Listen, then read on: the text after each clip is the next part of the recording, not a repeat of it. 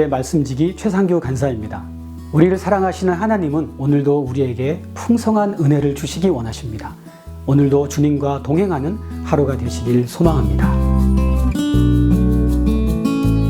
본문에서 예수님은 빌라도의 만행으로 희생당한 사람들과 실로암 망대의 붕괴 사고로 죽은 사람들이 다른 사람들에 비해 죄가 더 많아서 죽게 된 것이 아님을 말씀하십니다. 오히려 예수님은 죄를 지은 사람들이 회개하지 않으면 이와 같이 망하게 된다고 경고하십니다. 회개는 하나님의 자녀된 우리에게 허락해 주신 특권입니다. 죄로 인해 우리와 하나님과의 소통이 막히면 언제든지 회개를 통해 하나님과의 교제를 회복할 수 있습니다. 하나님은 언제나 하나님의 자녀된 우리와 소통하길 원하십니다. 그러나 죄는 하나님의 은혜를 가로막는 장애물이 됩니다. 하나님과 우리와의 친밀한 사귐을 방해합니다. 그래서 죄를 발견하면 즉시 회개해야 합니다.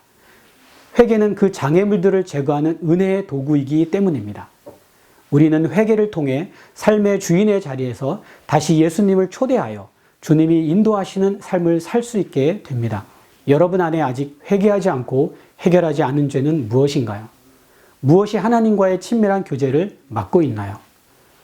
회개를 통해 죄를 남김없이 고백하여 성령의 능력 가운데 살아갈 수 있기를 소망합니다. 한편 예수님은 안식일에 18년 동안 귀신 들려 등이 꼬부라진 여인을 고쳐주십니다. 그러나 이 소식을 들은 회당장은 화를 내며 예수님의 병 고치심의 행위가 안식일을 범한 것이라고 말합니다. 회당장은 한 사람의 구원보다는 그들이 물려받은 안식에 대한 유전이 더 큰 관심이었던 것입니다. 회당장과 종교 지도자들은 소와 나귀가 물을 마시지 못한 채로 외양간에서 하루만 묶여 있어도 풀어주면서 자유와 안식을 누리지 못한 채로 사탄에게 무려 18년 동안이나 매여있던 여인을 풀어주는 예수님을 비방하는 자기 모순에 사로잡혀 있었습니다. 예수님은 한 영혼을 사탄으로부터의 매임과 질병에서 푸는 것이야말로 진정한 하나님의 뜻임을 강조하십니다.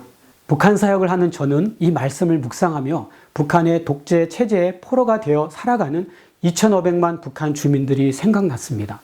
그들은 평생을 창살 없는 감옥에서 복음을 들을 수도 전할 수도 성경을 소지할 수도 없이 자유를 빼앗긴 채 살아가고 있습니다.